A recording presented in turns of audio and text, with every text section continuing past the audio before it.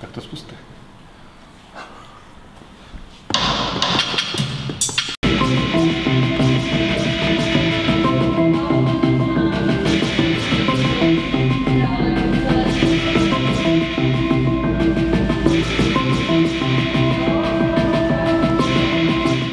Já myslím, že každý by měl mít možnost poznat, jak se to dělá, protože já narážím osobně na takový předsudek, že lidi, kteří dělají elektronickou hudbu, tak nejsou buď dostatečně kreativní, nebo dostatečně muzikální, a nebo že to, co mají na tom stole v tom klubu, je možná nějaký počítač, kde mačka jenom play, nebo tak chci, aby se lidi seznámili s tou technikou, která se používá, a s tím, jak se dá používat. Zároveň Martin asi přiblíží ten koncept toho hracího stolu, který je uspůsobený tak, aby vlastně i laik měl radost po chvíli, že mu z toho něco leze a že něco vlastně stvořil, zkombinoval.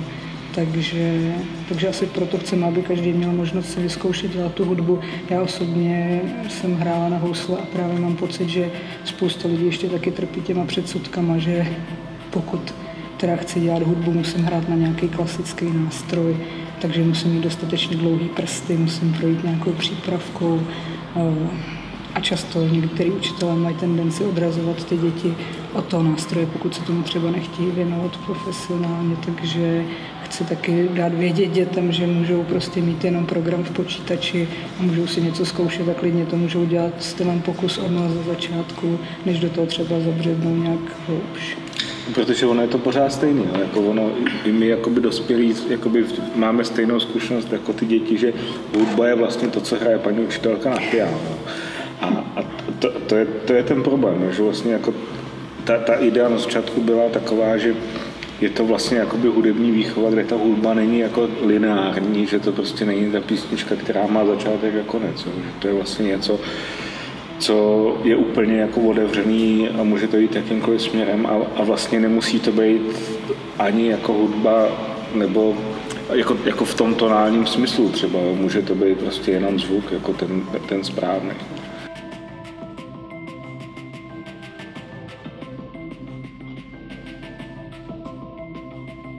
To nevím, to se takhle nedá říct, jako vždycky je to, jako jsou to různé věci, jo? Jako záleží na tom, jak je to situovaný, nebo jak je to prostředí, jako když je to průchodák, jako někde na nějaký akci, kde se prostě vystřídá za 2 hodiny 100 dospělých, tak je to z toho jakoby jiný zážitek, než když tady je 10 dětí, které jsou 2 hodiny u toho vlastně jako tím pohlcený.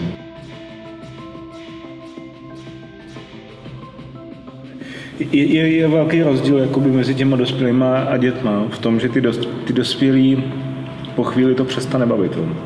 Jakože mají podle mě pocit, jakoby, že to chce něco, jako, nebo že to od nich jakoby vyžaduje něco víc. Jako ta věc je samozřejmě postavená tak, že když jakoby to něco víš, to něco víc ovládáš, tak jako seš na tom schopný jako hrát úplně odlišnou věc, jako třeba.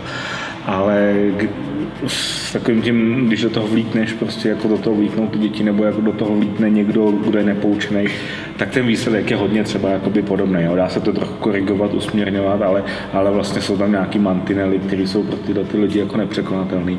A ty děti mají tu vlastnost, že je baví dělat ten rambajs, takže a vlastně okouzlo je to, že něco svítí a zároveň to prostě dělá zvuk a to si myslím, že to těm dospělým chybí. Ty vlastně najednou, jako už tam je ta paní učitelka jako v určitou chvíli, která prostě říká dobře, ale jako mělo by to mít hlavu a patu, což já si myslím, že nemusí. No. Ty dospělí se často hodnotí prostě a bojí se, některé ty starší děti se můžou stydět, ale většinou ty menší děti jsou spontánní a prostě je to baví, někoho baví třeba, jak tam svítí ty světýlka, to jsme tady dneska viděli, že někdo šel po tom vizuálním zážitku klidně a někdo prostě se za chviličku, protože ty děti jsou strašně schopný rychle se v tom zorientovat, někdo se v tom strašně rychle zorientuje a už je vidět, že to cítí, že z toho vlastně něco skládá, co dává smysl a třeba delší dobu se s tím hraje.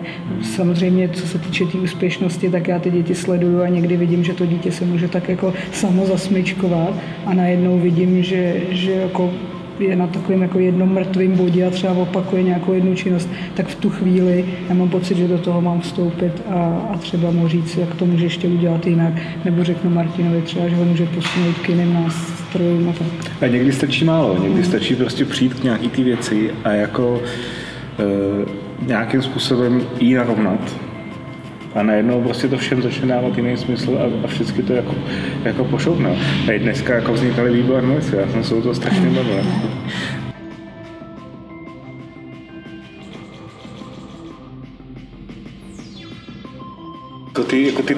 Ty DJský sety, ne? To je úplně jiný koncept, jo? Ale naposledy, když jsme hráli, tak já jsem tam byla jako to dítě, že jo, že my jsme měli vlastně nějaký... Jo, ale to počkej, myslíš DJský set nebo... Když jsme měli technoset, tak vlastně jsme měli postavený, tak jsme měli nějaký kontrolery a měli jsme předpřipravený nějaký loopy, protože normálně hrajeme jinak, normálně se to třeba sampluje naživo a tak. A jednou jsme nezvykle hráli technoset a vlastně já jsem využívala Martinovy loopy a nechávala jsem se vlastně překvapit, co z toho budou. My máme na těch pohlednicích, vítáme chaos a intuici, že to je, myslím, právě pro nás docela důležitý.